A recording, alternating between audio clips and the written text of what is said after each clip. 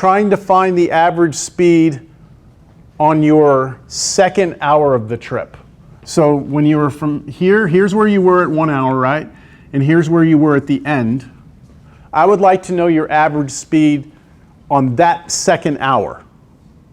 How would that be different than this? You just, instead of doing 0 for y2, well, you need to know, it's like you're ignoring all this now, right? So you need to know how much did you go up by, right? And how much did you go over by? So you need to know like the rise here and the run, right? Wouldn't you need to know that? You need to know how much this was and how much this was.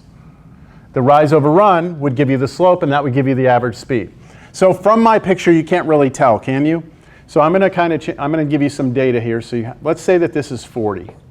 Okay? Let's just say that that's 40 right there. With me? So what's your average speed on that second hour then? 40 over, 40 minus, 60 minus 40, right? From here to here is 20, yes? You went from 40 to 60, so that's 20. And then your run is 1. So 20 miles. Any questions there? 1 hour? No questions?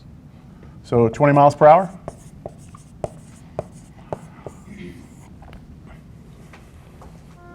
So I need to be a little clear here on these two.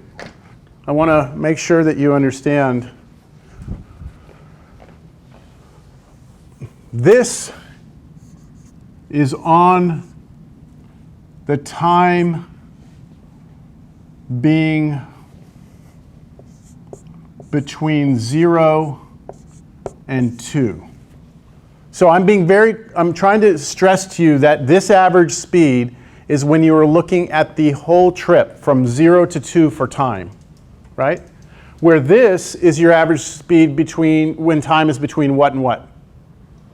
1 and 2, right? Between 1 and 2.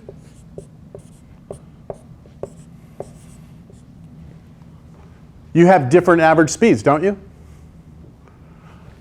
Can you tell me what the average speed was on the first hour? Can you give me the V average when t was between 0 and 1? Yes? What is it? 40. So between 0 and 1, you went 40 miles in 1 hour, right? So it'd be 40 over 1. 40 over 1, right? 40 miles per hour. So you were going faster in that first hour than you were in your second hour, right? You hit the outskirts of Austin, slowed you down, yeah? All right. No questions? So what is calculus about? Here's the calculus question, right? This is all stuff we can do with algebra. It's basic algebra too, right? There's nothing crazy here. The question that calculus asks, the calculus question is this. Find the velocity at t equals 1. I want to know exactly how fast you were going at 1 hour. So you're driving to Austin, right? 59 minutes, 59 minutes, 30 seconds, 59 minutes, 45 seconds, 59 minutes, 59 seconds, tick, tick, tick, right when it hits 1 hour into your trip. Right then, how fast were you going? Seems like a reasonable question, no? But what's wrong with it? What's the challenge here? Finding 2 points that are close enough. Yeah, so look, if velocity is distance over time, right? That's the definition. Velocity is distance over time. If I'm asking you to figure out the velocity at t equals 1 hour, then how far have you gone? Do you see there's not 2 points anymore? Like here we look between 0 and 2, so you can tell me how far you went. You went 60 miles. Between 1 and 2, you traveled 20 miles in an hour. Between 0 and 1, you traveled 40 miles in an hour. But see, at a specific point in time, how far have you traveled? Nothing, right? This is 0. And then how much time has gone by at an instant in time? 0. And what do we do in math when we have this? Limit? Well, that's, yeah, so we can't say limit yet. That's what calculus is, all right? But this is undefined, right? This is undefined. This is the question. This is what motivated calculus. It's the idea that we know that there is some idea of speed here. At 1 hour, right, we look down at your speedometer, you see a speed, right? We know that there's some speed you're going at that instant, but when we try and do it mechanically, mathematically, we get undefined, right? Why is this undefined? Can't divide by 0, right? This is undefined.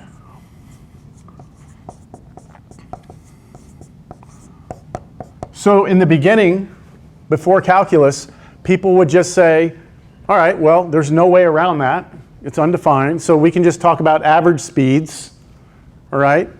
And so the way they kind of worked around is they said, all right, instead of going 1 hour, let's find the average speed between 1 hour and let's say 1.1 hours. Now you can do that, right? Because now I have 2 different points. So they take this point, they take the point next to it, and then they'd find the slope of the line through those. As long as you give me 2 distinct points, I should be able to do it, right? So that's what they did. They just got a point really close to it and found the slope of the secant line. Calculus allows us to actually not have to do 2 points. Calculus finds a way around this, right? This nice sneaky way to still be able to compute this. All right? Yes? It's kind of where limits come into play. It's exactly why limits. Yep, this is exactly why the limit is born, which we haven't talked about yet, but yes.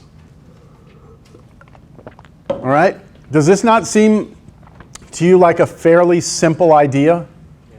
Like in terms of like not the algebra, but the geometry of what we're trying to achieve?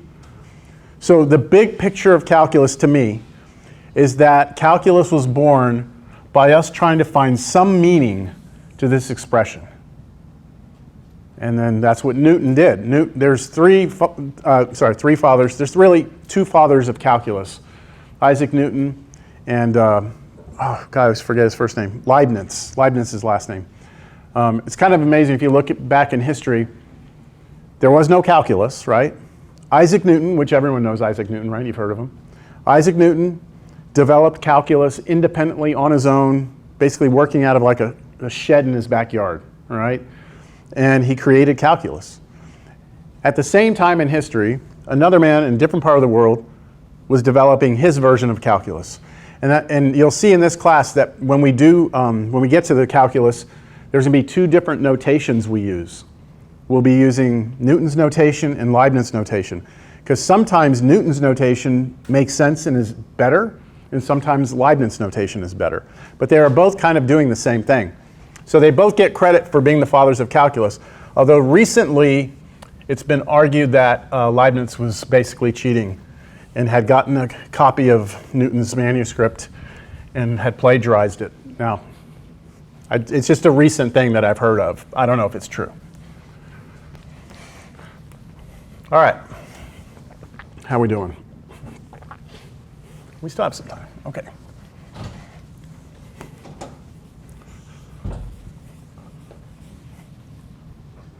So our goal in this class, okay, one of the major goals is going to be this.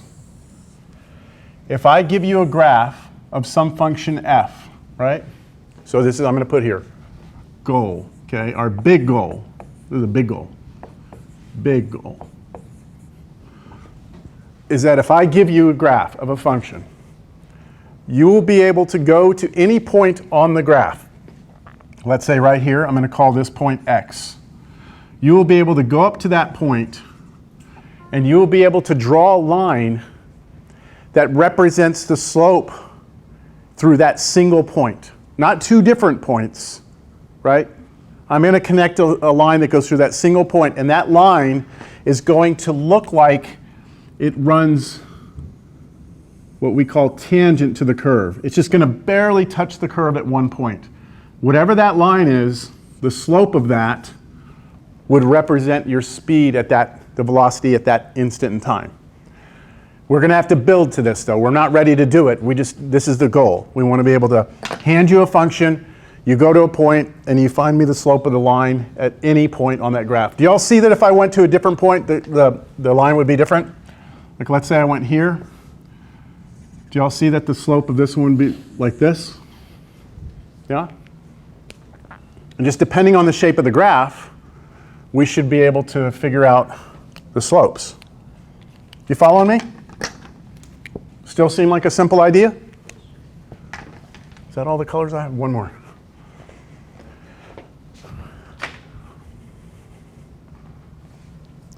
These two lines that I gave you right here, the red and the blue, are the slopes of those lines positive or negative? Just what you can tell. Positive, right? Okay, so let's say we can do this. All right, let's say that we at some point develop a method to be able to find the slopes of these lines. All right, we've got it down, we're good, right? Let's say we got that. We got to that point a few months down the road here. Then take yourself back to college algebra or pre-cal and think about a function like this. College algebra, polynomial function, right? Left side goes down, right side goes up, right? X-intercepts, multiplicity, zeros, whether or not you cross through the x-axis or bounce off the, it's been a while maybe. But I'll tell you, in college algebra, you learn how to graph these polynomials. What you never did in college algebra, what you never did, is actually figure out where the actual peaks and valleys of this graph were.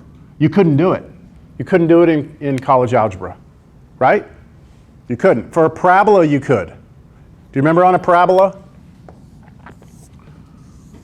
You could always find that point, the vertex, and there was a formula they gave you to do it, or you could complete the square, but there was a formula. So for parabolas, you could find the lowest and highest point. But once you got past parabola, you stopped trying, right, in college algebra? And the reason why is because you didn't have a way of doing it. So imagine now that you know how to do this, right? You know how to do this. What do all the peaks and valleys have in common there if you think about what their tangent line looks like? Slope is 0. The slope is 0, isn't it? Just be flat. They'd be flat, right? So all of your tangent lines here would look like this. So somehow we're going to be able to take this method of being able to find the slopes of these lines and use it to figure out the highest and lowest points on graphs. And that is a major, major accomplishment. Because if this function represents a cost function for building a building, or something like that, building a road, you want to know where your cost is at the highest and lowest, right? And you want to try and figure out where is this happening, right? Like, what are we doing here? How can we minimize this? Okay, I'm getting ahead of myself, but this is the heart of what Cal 1 is about. Can you find slopes of tangent lines on graphs? If you can, the world opens up to you with what you can do with this, all right? All right, I have 20 minutes to officially get into today's stuff. And this was just an introduction. For the material I want to cover right now, I'm going to use the projector because it's all visual. Everything I'm about to do is very visual. So it'll be projected over there. Why is this not coming down? What the heck?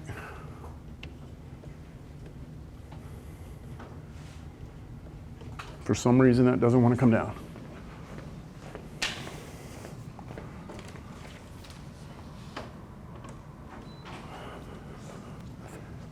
I always tell my Cal 1 students in the beginning, I say, the calculus is not the hard part, okay? The ideas of calculus are never what causes problems for calculus students, never. Students always, usually, understand the concepts. What gets calculus students is the algebra, okay? Everything we do in here, the algebra we're going to have to do is algebra on steroids, Okay, so that's when you start getting exposed. Like that's when the weaknesses start to come into play. Ah, good, yes. You'll see that. I'm gonna try not to like, you know, obliterate you with the algebra right off the bat, but. So for this graph, I assume in order to know like the tangent line of a certain point, you have to know the equation for the. Absolutely. Squiggly line. You have to know the function. Yeah. Once you know the function, you got, well, then you'll have to do something and that'll be the, but yeah, you have to have that information. All right, I'm going to bring up the course notes. So here are my course notes. And I'm going to bring up 1.3, the limit of a function. And we are going to start, all right? I think I've redone this. So what you're looking at here is a graph. And a lot of it's been blacked out, but you can kind of see it in red. Do you see it kind of in the background? The graph we're looking at is the function f of x equals negative x cubed plus 4x squared. By the way, this section is called the limit of a function. The limit of a function. So we're introducing for the first time this new word called limit, and I'm going to explain what it is, all right? So there's the function right there, okay? And we are looking at the x value of 2 right now. So right now, if I asked you this college algebra question, what is f of 2, what would you tell me? What would you do if I asked you what f of 2 was? Just plug in 2 for x. Okay, let's do that. Go ahead and plug in 2 for x. So you're going to take 2, you're going to cube it, right? You're going to make it negative. And then you're going to add to it 4 times 2 squared, right?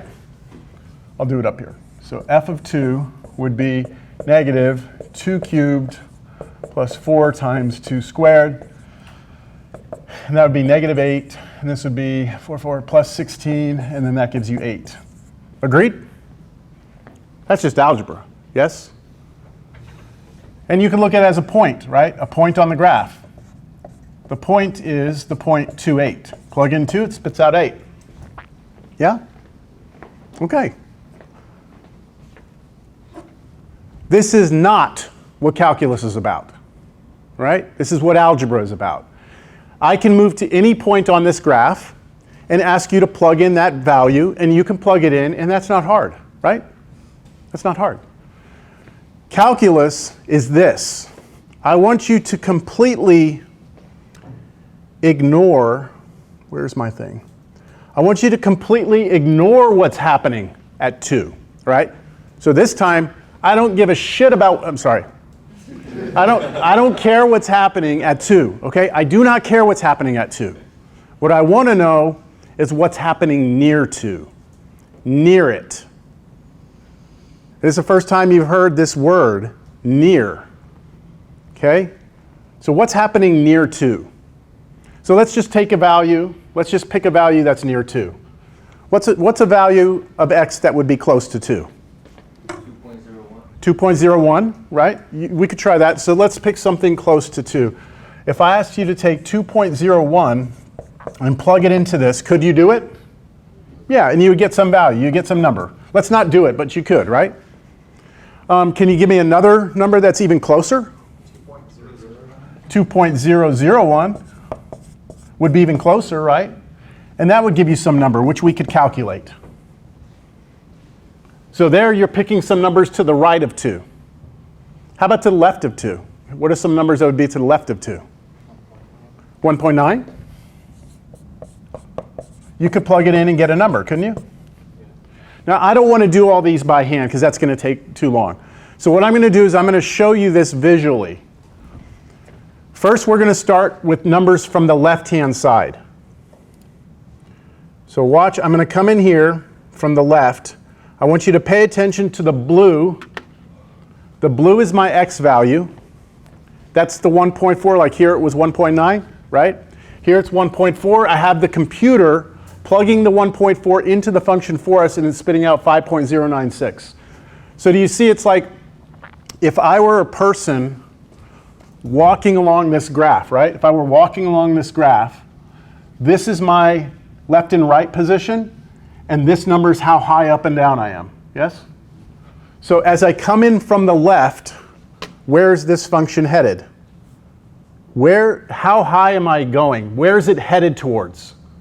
Look at these numbers right here. What value, what y values am I getting closer to as I move closer to 2 from the left? Okay. It's going closer, so I'm not going to go over here yet. I'm just getting closer to this black strip. So from the left, these values are getting closer to 8, aren't they? Right? The closer I get to 2 from the left, the closer the y value gets to 8. That's it. Let's not overcomplicate this, right? That's all that's happening here. Now, what about from the right-hand side? If I come in from the right instead of the left, here it comes. See the 3.5, 3.3, 3.1, 3.29. See how the y value up here? Right now it's up at 9. It's hard to see it. It's over here. But do you see I'm going up and then I'm going to come back down. So watch what those values do. They go up past, come on, man. Oh, that's my opacity. They go up past 9, then they come back down, and now as the closer I get to 2, right? The closer I get to 2 from the right, the closer the function gets to what? 8 again, right? There's not a trick question here, all right? The visual idea here is that for this particular graph, if I'm approaching 2 from the left, I'm headed to 8. If I approach 2 from the right, I go up a little bit, then I come back down, but I'm still headed to 8. And then at 2, what was the value at 2? It was 8. So the algebra answer is at 2, it's 8. The calculus is from the left of 2, it's 8. From the right of 2, it's 8. Let's look at another example.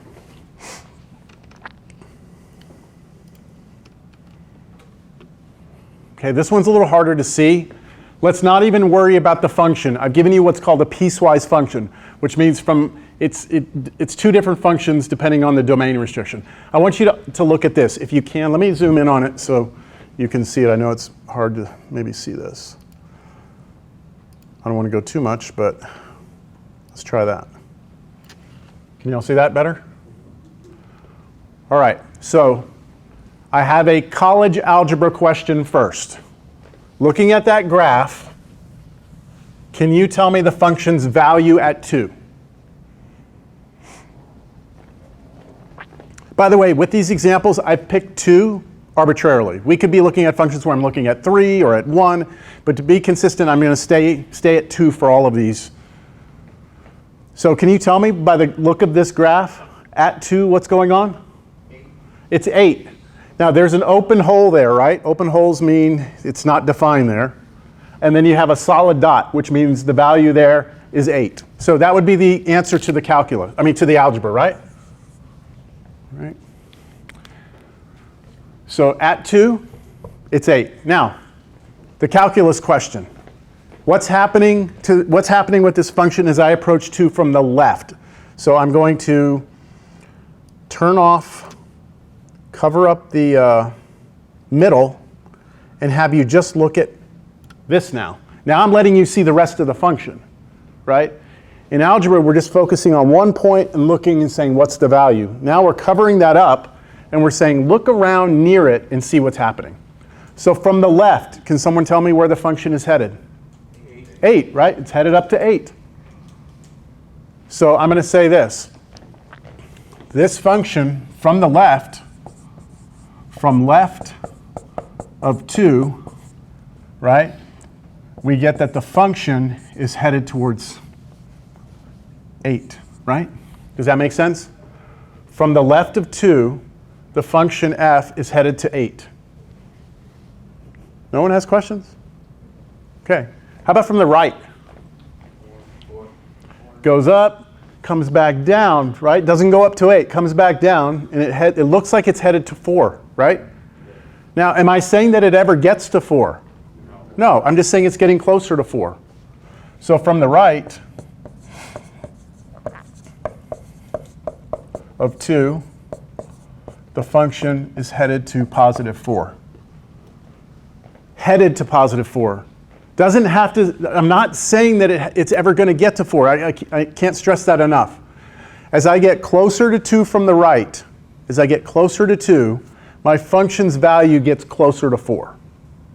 As I get closer to 2 from the left, my function's value gets closer to 8. At 2, the function's value is 8. There's 3 distinct things we're looking at there. We'll look at one more before we ask a pretty profound question.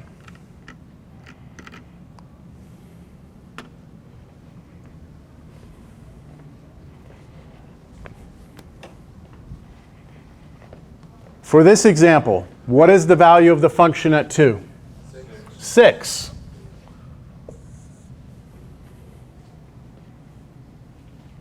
Right? You have holes on the below and above, right? It's defined to be 6 at 2.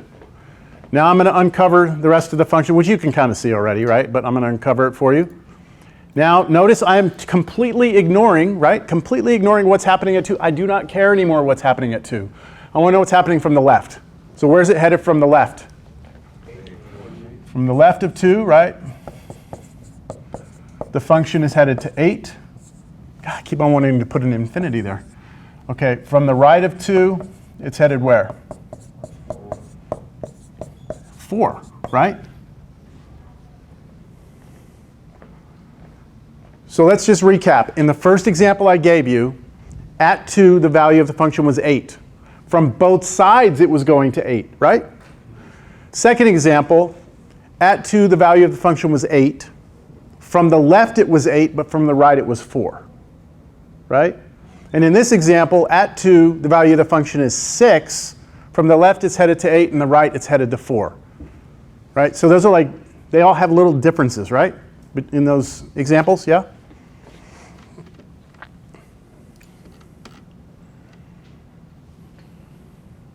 Can't really see that one. It's hard to see this. Let's move on to a different one. How about that one? This is a really good example. So this is a new function. This is 0 right here. 1, -1, half, 1, 1.5. So I'm going to actually write what this function is. This is the function sine x over x. It's the sine function over x. All right? Everyone got it? First question. What is the value of this function at 0? Undefined, isn't it? Look at the graph. There's an open hole, isn't there? So this is undefined. Think about why it's undefined, though. Think about why it's undefined. What would happen if you plug 0 into this? What is sine of 0?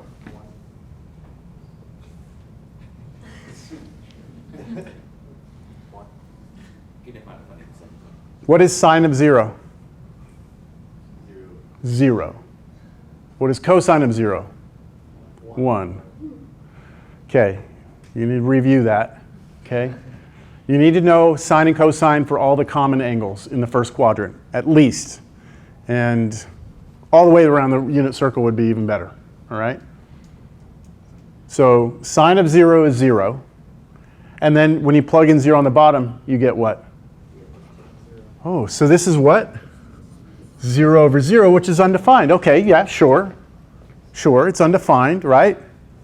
But what's happening near 0? What's happening near 0? Do y'all see right now that I have 0, 0 on the board? I said this is the motivation of calculus, that 0 over 0 is a problem. How do we get around it? Well, look, if I ignore what's happening at 0, and I pay attention to just what's happening near 0, now you actually have an answer, don't you? From the left of 0, where's the function headed? From the left of 0, we have that the function is headed to 1. And from the right of 0, it's headed where? Where's it headed from the right? 1 as well, right? What I've shared with you here is a visual representation of how Newton gets around 0 over 0. See, there's a problem for this particular function. There's a problem where you cannot plug 0 in.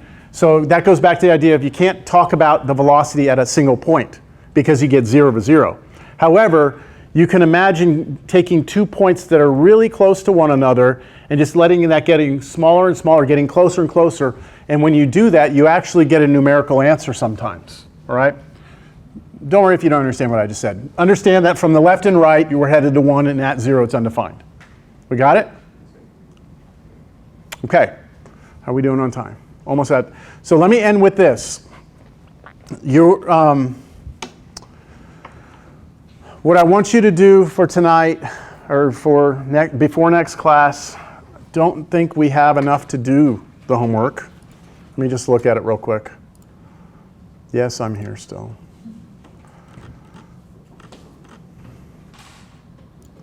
I need to just see real quick what the schedule was.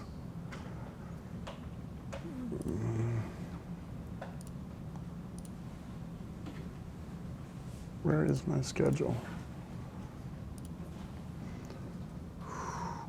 4, 5, 6, 7, 8, 9.